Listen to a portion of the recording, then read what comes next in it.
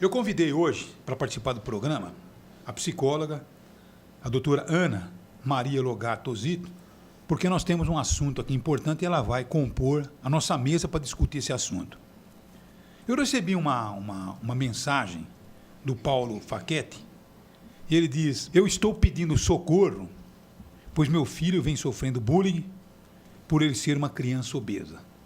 A mensagem começa exatamente dessa forma, tá certo? Então, eu gostaria de conversar com o Paulo, se possível, se não, a gente vai discutir aqui e a doutora Ana Maria vai dar um encaminhamento, né, psicológico a um caso como esse. Porque eu estou tomando, viu, Nancy, esse caso como exemplo, porque o Paulo telefonou, conversou com a gente e tal, mas são dezenas e dezenas de outros casos de bullying em escolas. E acredito que coisas semelhantes, né, provavelmente aconteçam em quantidades assim grandes e as pessoas, os pais, não sabem como lidar, nem os pais e nem a própria escola, né? Sabe o que acontece, Ana? Eu acho que pode dispensar o Paulo Facchetti, que é o pai da criança que sofre bullying, porque ele escreveu aqui uma matéria e uma explanação tão clara que não há necessidade dele apenas repetir aquilo que ele já escreveu.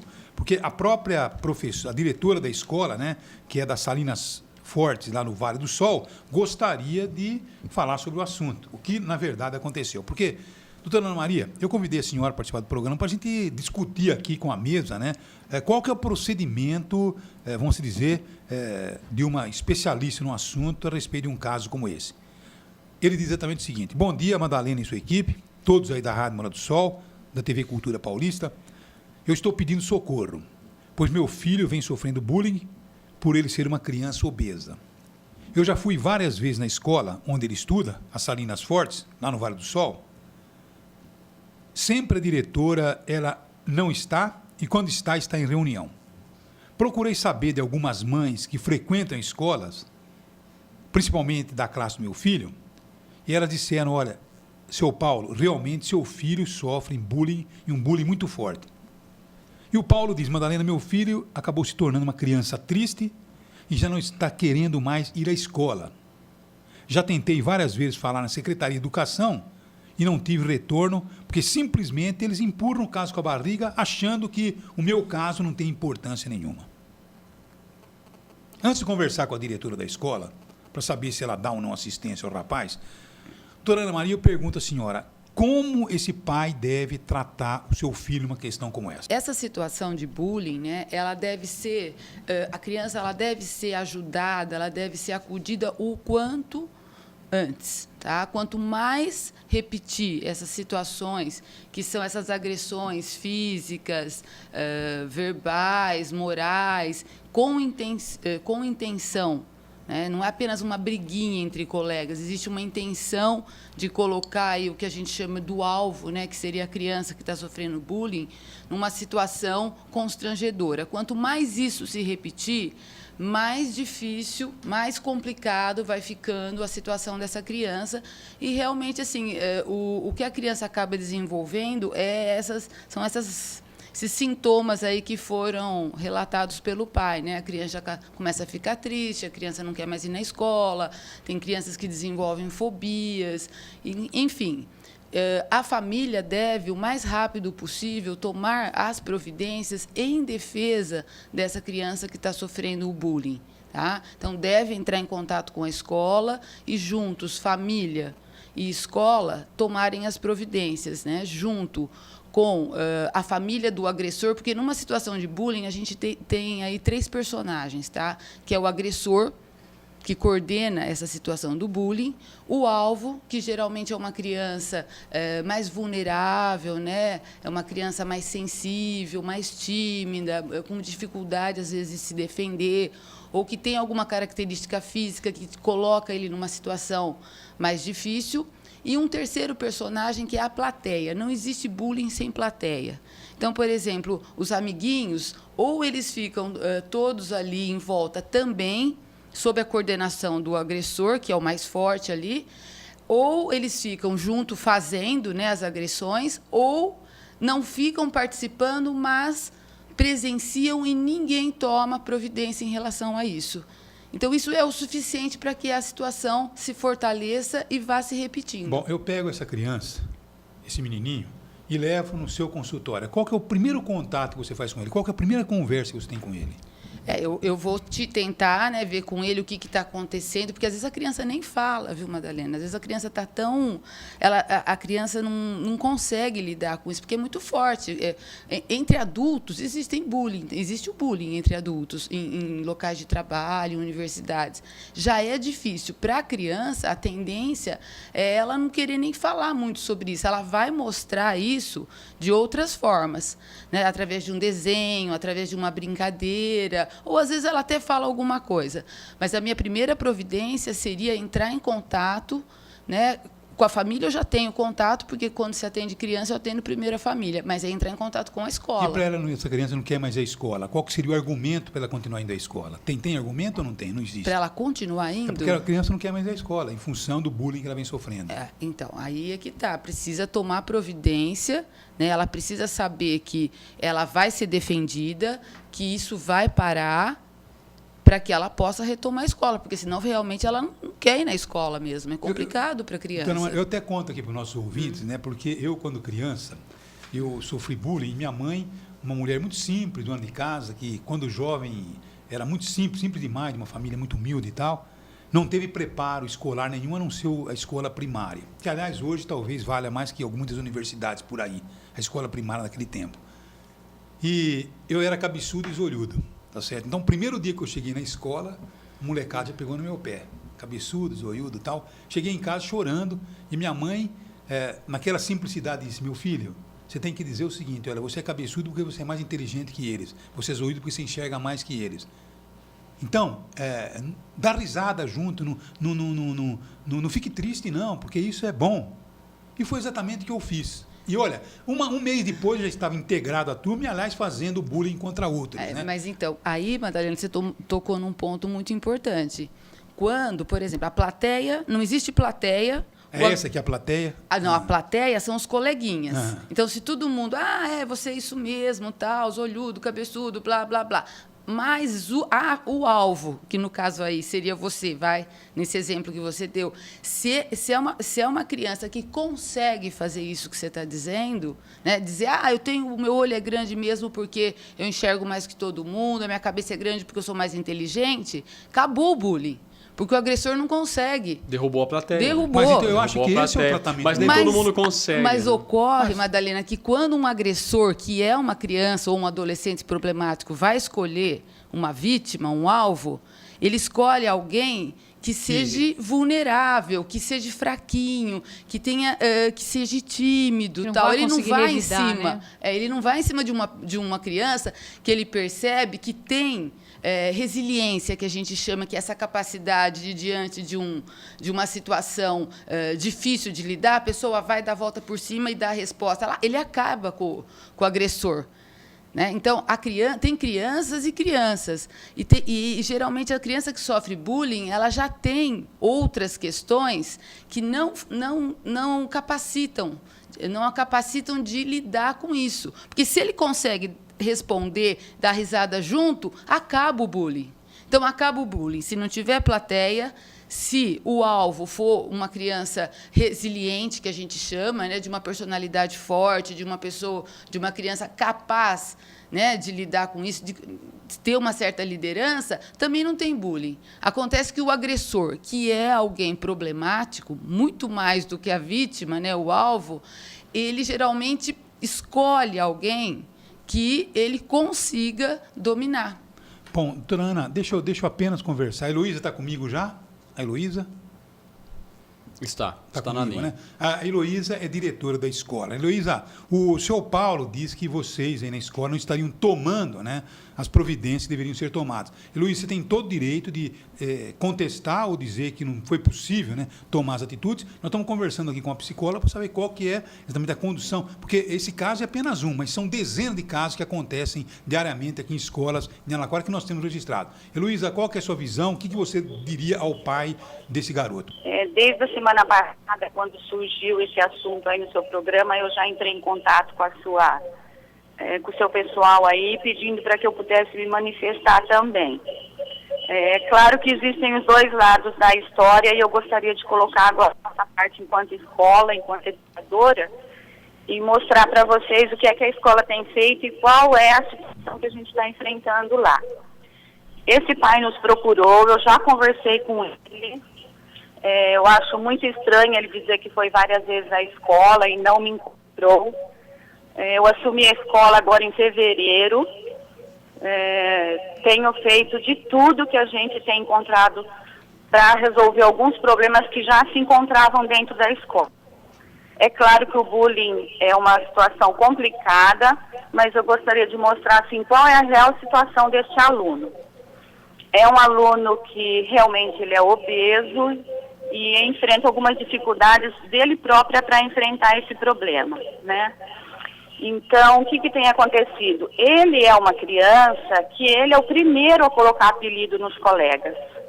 Ele também pratica essa atitude com os colegas, entendeu? Então, os colegas devolvem, eles são crianças, né? E, de uma maneira geral, eu tenho conversado com toda a classe, em especial com este aluno, porque ele não tem, assim, um aluno que ele fala, olha, é esse que está fazendo isso comigo.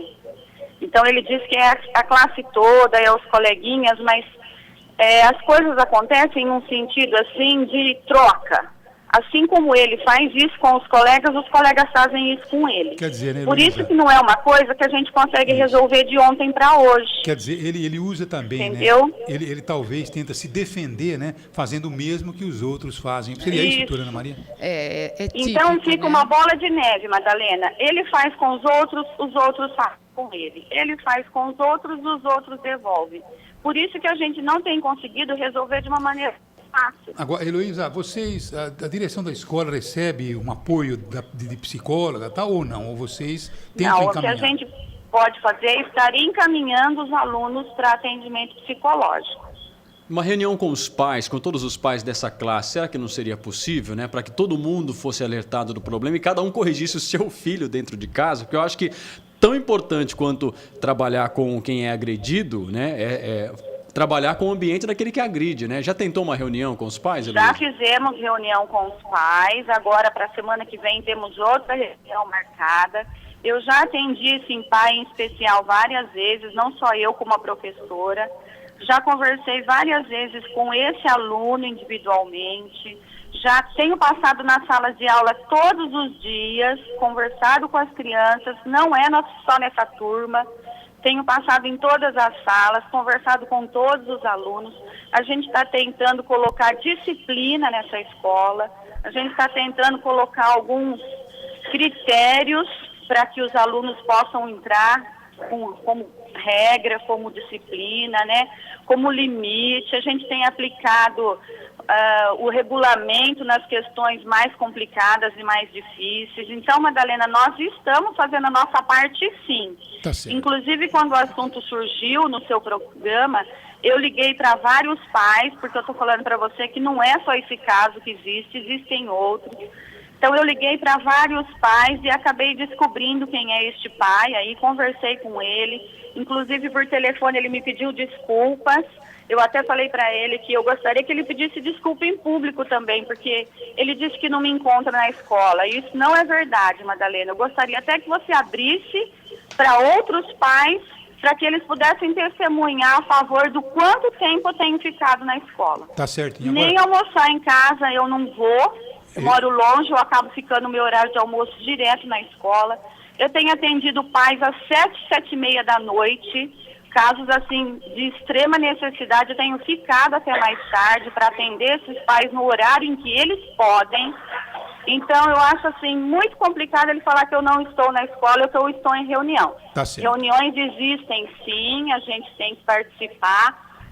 Quando eu não estou, nós temos vice-diretora, nós temos 2 coordenadoras, temos uma assistente educacional pedagógica, sem contar as pessoas da secretaria. Então, a escola nunca está sozinha. tá certo. Talvez, né, Heloísa, seja a ansiedade, né, do pai, né, vendo o filho, né, enfrentar uma situação como essa. Então, ele quer uma solução emergencial, Amanhã. coisa que não existe, né? Então, Ele me disse Ô, Heloísa, que só a esposa uma... dele está grávida, que teve bebê essa semana, então que eles estão passando algumas dificuldades psicológicas Tá por certo. conta dos ciúmes desse menino com relação ao bebê que está chegando, né? Essa dieta imposta para ele, que tem sido difícil, a gente entende tudo isso também. E por isso que nós estamos lá dando toda assistência, conversando com as crianças, também com este aluno, e abertos para receber qualquer pai que possa estar precisando de orientação, precisando Agora, conversar. Heloísa, esse foi o caso mais sério que você tem ou tem outros casos mais sérios que esse? Com certeza, Madalena. Infelizmente, isso é um problema da nossa sociedade. Você sabe que as famílias estão desestruturadas e, infelizmente, nem sempre a gente pode contar com a família para nos ajudar. Tem famílias que eu chamo, dali meia hora o pai chega. E tem famílias que a gente precisa convocar via conselho tutelar porque nenhum responsável aparece. Tá certo. Mas nós temos feito o nosso trabalho, temos nos empenhado e eu com certeza tenho absoluta certeza que se você colocar no ar e pedir para que outros pais testemunham, vão ser muitos que vão ver do nosso trabalho que nós temos feito lá na escola. Muito obrigado, a Heloísa está aí, portanto, né, um lado da questão, porque o Paulo, né, talvez angustiado ao ver a situação do filho, então acha que o assunto deveria ser tratado com maior emergência, né? Tá certo? Agora, a gente fica aqui, né, na expectativa de que o caso seja encaminhado e seja realmente resolvido, né? Agora eu pergunto a você, essa escola é municipal ou estadual? Isso é municipal. Municipal. Bom, eu até estava surpreso aqui, porque a diretora falando, né? Porque nas escolas estaduais ninguém fala, né? Um caso como esse vai lá para São Paulo e morre exatamente sepultado, como acontece com a greve dos professores. Mas é importante que a diretora fale, não Claro até que para sim. discutir esse caso especificamente, porque eu tenho certeza que toda a escola, nesse momento, está enfrentando mais Isso é um ou problema menos mundial, grave né? Bom, situações como então, essa. Então eu convidei a doutora Ana Maria para que ela realmente orientasse os pais, né? Porque, como você viu, doutora Ana Maria, a Heloísa disse que não é um caso só, tem outros casos, né? Então eu gostaria que ficasse bem fixado. Como que deve ser o comportamento da família para não ter dúvida nenhuma? A família deve acudir a criança o mais rápido possível. Para isso, ela precisa da ajuda da escola. Pelo que a diretora falou, eles têm tentado fazer algumas coisas. Quando você chama pais para falar sobre isso, tanto do agressor, né, quanto da criança que está sofrendo bullying, a gente tem que chamar, mas no sentido assim, você não pode querer impor, chamar atenção, sinalizar problemas da família, mesmo que ocorram, porque não vai resolver nada, né? O que precisa é que todo mundo, em conjunto, converse com seus filhos, explique a situação. Na escola, a escola também, é importante que a escola faça algumas coisas. Ela relatou que ela tem chamado os pais, mas que não tem adiantado muito, porque as famílias têm problemas, existe a questão da desestruturação, tal. Uma coisa que tem funcionado muito em casos de bullying é trabalhar com as próprias crianças em dinâmicas de grupo, que é uma coisa muito simples, né? Então, é você trabalhar, por exemplo, você pode usar um filme que trata de bullying, como aquele filme As Melhores Coisas do Mundo, que é um filme que Fantástico. trata sobre o bullying, né? Então, as crianças assistem e depois é feita uma discussão, aí você abre um canal de comunicação fora daquele contexto escolar de sentado na cadeira, com o professor na mesa, uma coisa mais descontraída, como se fosse um cinema, sabe? E aí conversar um pouquinho sobre isso. Então, você pode usar filmes, você pode usar a troca de papéis. Então, por exemplo, o que sente uma pessoa quando ela é xingada, quando ela é ridicularizada, né? Agora, e quando é um tema tabu, doutora, dentro da própria casa? Eu fico pensando, por exemplo, que é muito comum um garoto talvez desenvolva aí trejeitos afeminados, por exemplo, que leva a pensar numa homossexualidade, e a própria família tem dificuldade em tratar abertamente com a criança ou entre o seio familiar desse assunto, né? E essa criança possivelmente sofra bullying na escola. Como que lida com uma situação como essa? De que forma que a família pode superar essa dificuldade de tratar de um tema tão delicado assim, né? Então, mas aí já precisa a família passar por um atendimento. Porque senão ninguém... Não, porque aí não tem condição, né? Porque a família tem problema, a família tem dificuldade em aceitar, então a família vai ter que trabalhar isso lá. Agora, como identificar que a criança sofre bullying se ela não fala abertamente? Mas ela começa a apresentar sinais, né? Por exemplo, esse menino, o fato dele agredir outros é um sinal.